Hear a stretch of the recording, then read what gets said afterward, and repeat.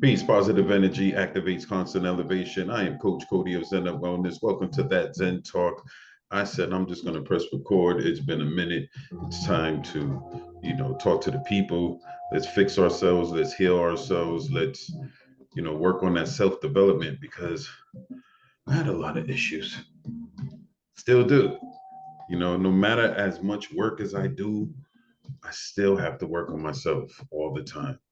And so, what we're going to talk about today is spiritual practices.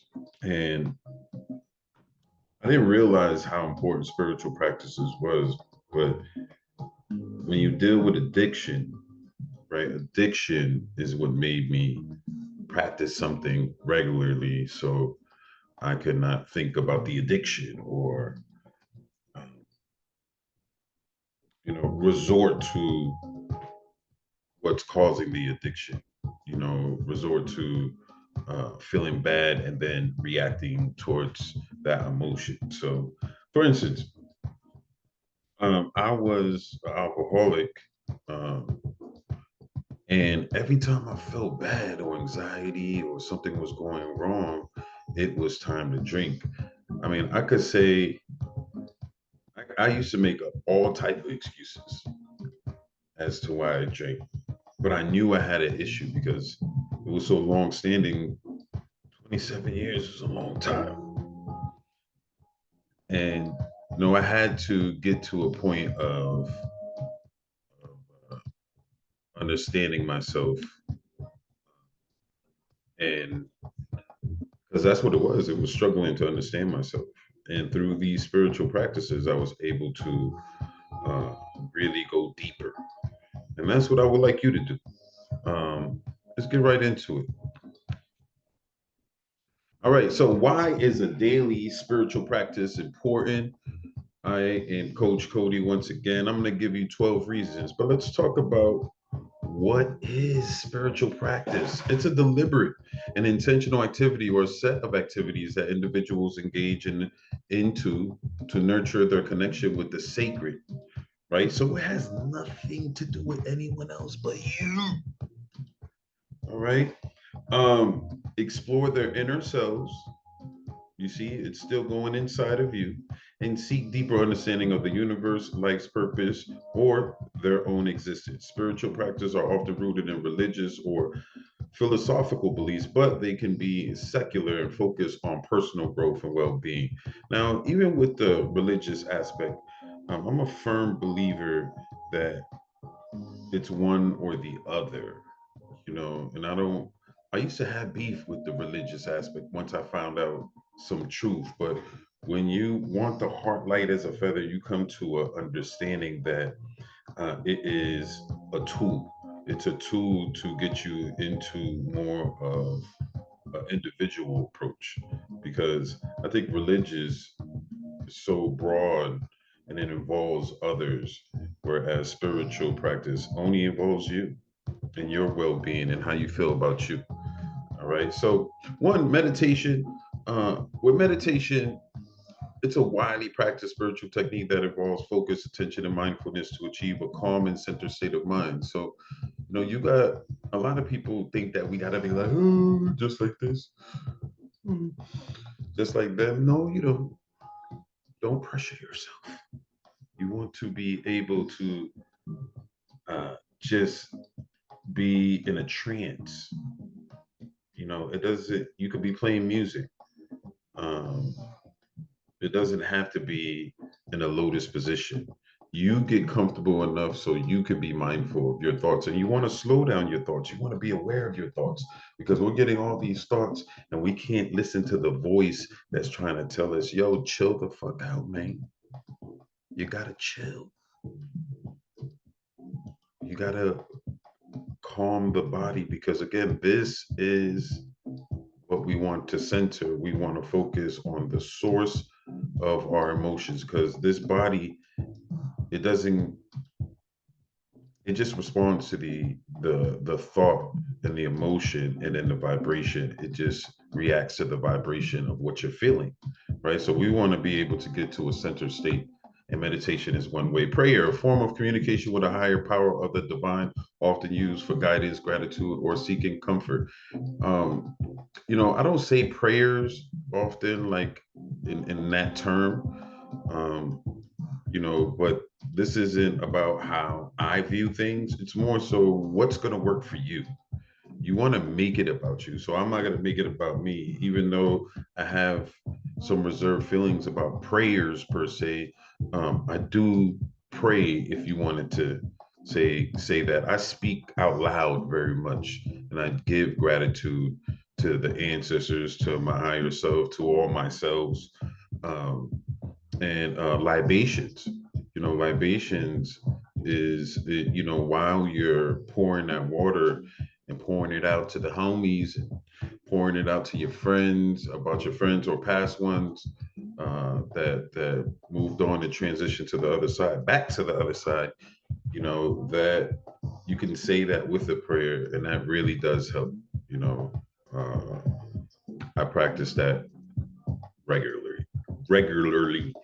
Journaling. So, writing down thoughts, reflections, and gratitude can be a spiritual practice that fosters self discovery and emotional healing. Journaling for me really took a turn for why I stopped drinking, even meditation, all these practices. So, I wouldn't preach this shit if I ain't doing it. It don't make no sense. Like a lot of people just talk this shit and not really living it. It is a lifestyle.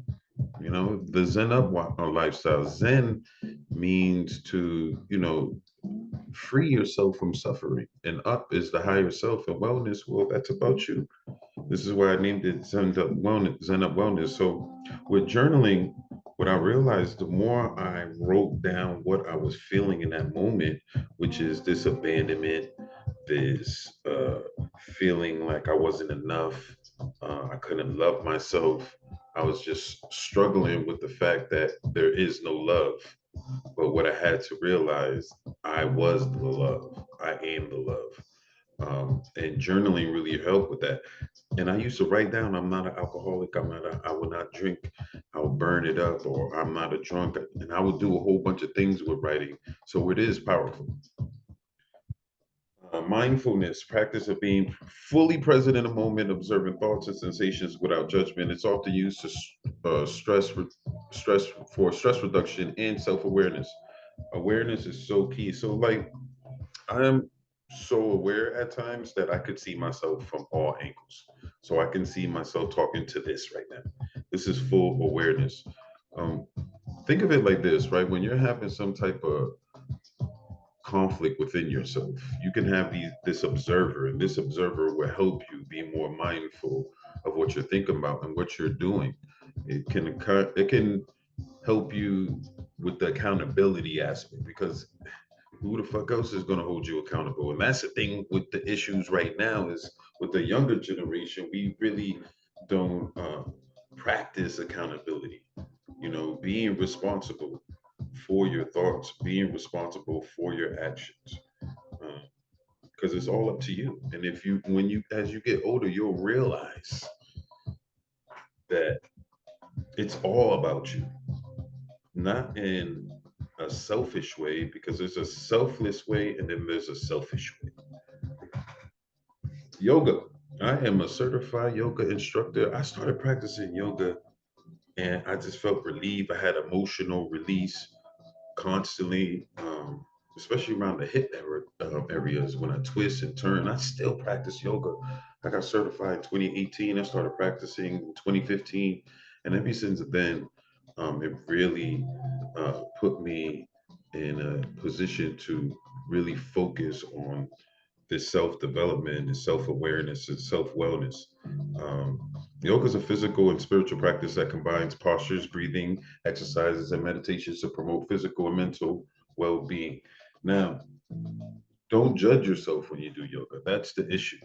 There's certain moves I can't do just because I'm a certified yoga instructor and I practice every day. Doesn't mean that I have all the poses down. And so even to myself, I have to chill. Like, yeah, even if I did this for 20 minutes, I have my mat down right now. If I practice for 20 minutes, that's enough. And we want to get to that point where, 5 minutes is enough, 8 minutes is enough, 10 minutes is enough. See, and I'm a big dude, so I'm 240, 6 feet tall. I'm not a little dude. So me doing yoga, I do yoga in front of my yard, in front of everybody, you know. So men out there, if you feel like you're embarrassed to do that, nah, I mean, it's for you, it's for your well-being. And I do have classes that I do individual yoga with people. So feel free, hit me up. I think that the more I can be your accountability partner as far as the yoga goes. Of course, I do provide other services, but I say that because that's more um, cost efficient maybe for some people, and so if you would like to practice that, let me know. Yoga is super, super, super, super duper helpful. All right.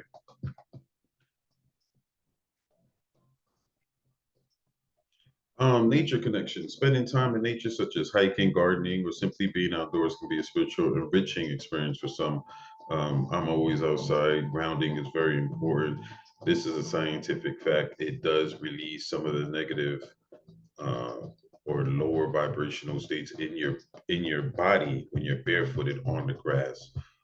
Imagine like the electricity just from the grass just taking some of that shit that you don't need, because that's what you have to understand. You have these thoughts and you think that they're just nowhere.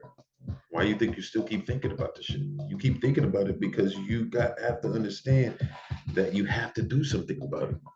You can't just sit there and just expect it to disappear. You have to put in some work. And as simple as putting your feet on some grass, I mean, that costs you nothing, right? That it really is. Or even just looking at um, a tree, looking at grass, it's green. The heart chakra is green. There's a connection there, right? With the same letters of how you spell earth, you spell heart, right? So we are connected, trying to connect this heart back together with love, and nature definitely helps with that. Seven, reading sacred texts, studying religious or philosophical texts such as the Bible, Quran. All these books is cool. These can be a form of spiritual practice. Um, and when you read this, have an open mind, even if you might just favor one doctrine. Again, I think that these are important tools, but I don't think that you're supposed to live and die by it. I think you're supposed to live and die what you feel is truly yours, and you can grab bits and pieces because I do believe they're all speaking to the same God, um, and who is God. You know, um, that's what you have to figure out, and you can figure that out through these texts, which I understand that now. Sometimes I may be passionate against certain ideologies, but I ain't arguing with no one. I would never argue with no one about their beliefs uh, on anything they feel. That comes from the higher self. That comes from wisdom. I used to be an arguer, but that shit is pointless. We don't get nowhere arguing with no one. Chanting or mantras, repeating specific word phrases or sounds. Mantras as a form of meditation and devotion in various spiritual traditions. So, chanting like working on one of the chants is a lum. Lum is for the root chakra, like lum.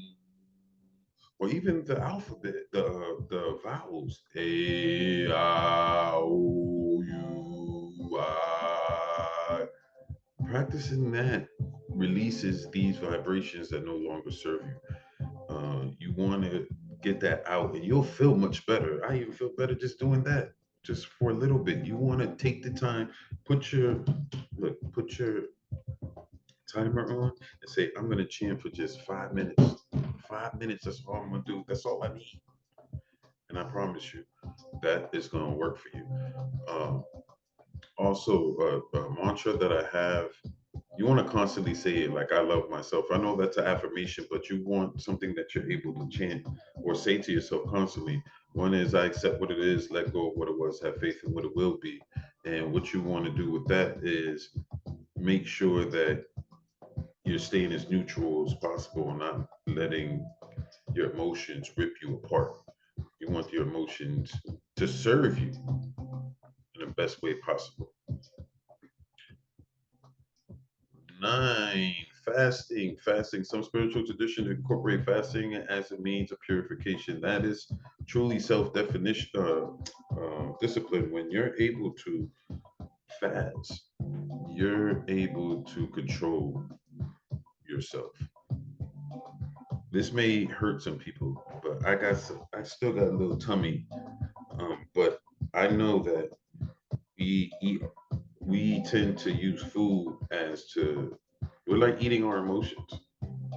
And those emotions come around the belly area, and those are vibrations, those are things that we're holding on to. It's all connected. So the fasting helps you to become more aware. It helps you to become more focused. I mean, you don't start small, like, intermediate fasting. Start eating at 2 o'clock and only eat from 2 to 7 or something like that. Start small. Again, I'm giving you these practices to not to be overwhelmed, but to practice it for your sake. Trust me. Let's see. Why didn't it go to the next one? All right. 10, an act of kindness and service, engaging in selfless acts of kindness and community service as a way to express one's spirituality and connection to others. Um, this, for instance, I don't get paid for this. This is giving. This is about giving. It's especially with my work. It's all about servicing. Humanity for me. Um, even though sometimes I don't agree with a lot of things of humanity, and I had some beef about coming back here. uh, I do feel the need to come back for the people who didn't ascend in consciousness, who have a struggle with keeping their heart light as a feather. You want to keep your heart light as a feather for your sake, not anyone else's sake. This is about you. So even if you don't expect anything in return, the more we do that, the more it's not genuine. And um, expectations leads to suffering. That goes for anything, right? So for your sake, you want to be able to not have expectations at all for anything. Breath work, focused breathing techniques such as pranayama in yoga can be useful to regulate the breath and achieve altered states of consciousness. So one, as this lady's doing in the photo, we could do this. Inhale through the left nostril. You got your right nostril. Inhale, pitch, hold, and release through the right nostril. This automatic relaxation. Inhale through the right nose, hold, pitch, release through the left nostril. You want to do that? Excuse me. So yeah, even if it looks ugly, don't matter. Don't try to be cool with this shit. Think people think spirituality got to be some type of, we look at it as a religious way, but it's only your way, right? Don't worry about being embarrassed. When you know thyself, you know that none of it's real. So, but unless you give it life. So breathing is very important. Even quick, rapid fire breaths, like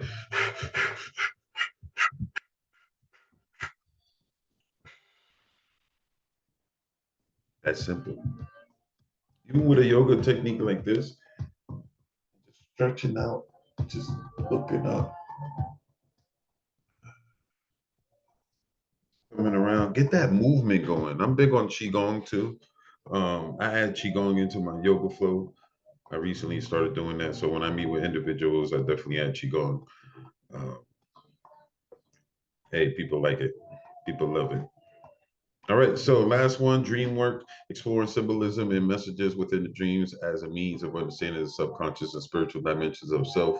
Understand when you seeing things in your dreams, it's all a reflection of your thoughts. That's all it is. But what is more real?